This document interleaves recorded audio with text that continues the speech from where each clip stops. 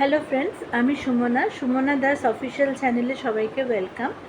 আজকে মন্দিরার একটা ভিডিও দেখলাম, যেটাতে মন্দিরা ওই টাইটেলটা দিয়েছিল আমি খুব খারাপ কিন্তু সবাই আমার সঙ্গে আছে, ওরকম যে টাইটেলটা দিয়ে ভিডিওটা করেছিল।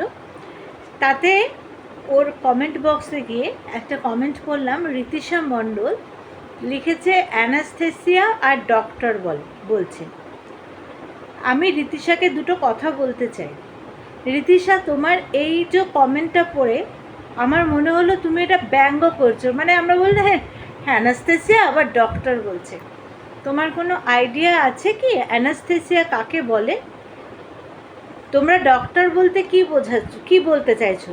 একটা যে ওটি হয়, একটা যে অপারেশন হয়, তোমার কি মনে হয় যে যদি অ্যানাস্থেসিয়া, তারপরে যারা নার্স, যারা সঙ্গে করে তাদের ছাড়া একটা অপারেশন, একটা ডক্টর যদি ওটিতে ঢোকে সে টোটাল অপারেশনটা করে দিতে পারবে? তোমার কি মনে হয়?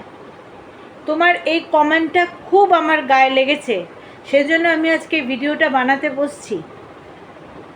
তুমি কিভাবে অ্যানাস্থেসিয়া আবার ডক্টর বলছে? একটা ডক্টরের ক্ষমতা নেই উইদাউট অ্যানাস্থেসিয়া একটা অপারেশনকে কমপ্লিট করে। কেমন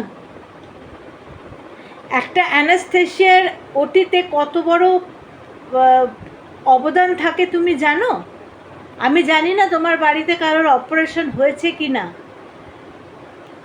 কারোর একটা অ্যানাস্থেসিয়া কতটা মাপে তাকে ডোজ দেবে, তাকে যে অজ্ঞান করবে, কতটা ডোজ একটা তোমার কি মনে হয় একটা দিয়ে দিল, ইঞ্জেকশন ফুটিয়ে দিল আর অজ্ঞান হয়ে গেল? প্রত্যেকটার একটা ডোজ থাকে। অ্যানাস্থেসিয়ার কত বড় প্রেশার থাকে জানো? যতক্ষণ না পেশেন্ট অজ্ঞান হচ্ছে, পেশেন্টকে অজ্ঞান করা থাকে তার ডাক্তার তো এলো, আমি বলছি না যে ডাক্তারের কোনো, ডাক্তার তো অবশ্যই সে ডাক্তার, সে অপারেশন করছে, কিন্তু অ্যানাস্থেসিয়া তারপরে যে ডক্টরকে হেল্প করে, তাকে সমস্ত কিছু এগিয়ে দেয়, প্রত্যেকে ওটিতে যারা যারা থাকে প্রত্যেকের এক একটা অবদান আছে, তারপরেই কিন্তু একটা অপারেশন কমপ্লিট হয়। তুমি কি করে ওরকমভাবে লিখলে অ্যানাস্থেসিয়া আবার ডক্টর বলছে? অ্যানাস্থেসিয়া কি ডক্টর নয়? একটা ডক্টর জানে না তাকে কতটা অ্যানাস্থেসিয়া দিলে পেশেন্ট ঠিক করে অজ্ঞান হবে, কিভাবে তাকে আবার জ্ঞান ফিরিয়ে আনতে হবে। ডোজ যদি কম হয়ে যায় পেশেন্টের ক্ষতি, ডোজ যদি বেশি হয়ে যায় জ্ঞানই ফিরবে না, কোমায় চলে যাবে। ঠিক আছে, 50-50 যদি ডক্টরের অবদান থাকে, 50% অ্যানাস্থেসিয়ার অবদান থাকে। কি করে তুমি তাকে বললে অ্যানাস্থেসিয়া ডক্টর বলছে নিজেকে? তোমাদের এই একটা সাধারণ জ্ঞান নেই? তোমরা বসে যাও কমেন্ট করতে, একটা কমেন্ট লিখতে হয় কাউকে ছোট করে, সেটা তোমরা করে দিলে, তাই না? আগে জানবে অ্যানাস্থেসিয়া সম্পর্কে, তো ও তো বলে দিলেন, তো ওনার ভিডিওতে, মন্দিরের ভিডিওতে ওই দিদি তো বলে দিলেন অ্যানাস্থেসিয়া কি কাজ। তাও আমি তোমাকে বলছি আগে জানবে, তারপরে কমেন্ট লিখবে। কাউকে ছোট করতে সবাই পারে সবাইকে, কেমন? আগে জানবে একজন অ্যানাস্থেসিয়ার কত বড় সেখানে চাপ থাকে, সে কত বড় চাপে থাকে। পেশেন্টকে যদি বেশি ডোজ দিয়ে দেয়, পেশেন্ট সেখানে মৃত্যু হতে পারে বা কোমায় চলে যেতে পারে একটা পেশেন্ট, যদি ডোজ বেশি পড়ে যায়।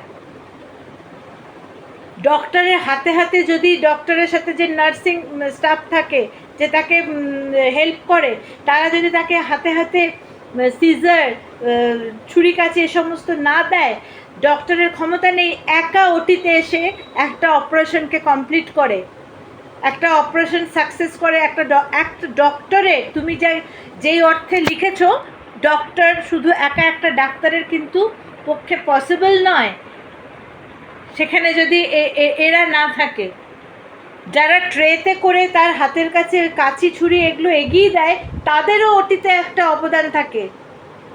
তাই কাউকে ছোট করে ওরকমভাবে, ছোট করার জন্য ওরকমভাবে কমেন্ট লিখবে না, ঠিক আছে? আগে জানবে তারপরে ওরকমভাবে লিখবে। অ্যানাস্থেসিয়া আবার ডাক্তার বলছে তো কি?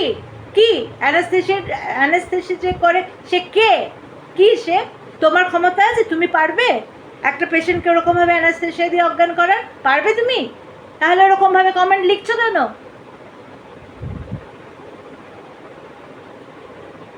যত সব আসে এখানে কমেন্ট করতে না জেনে শুনে।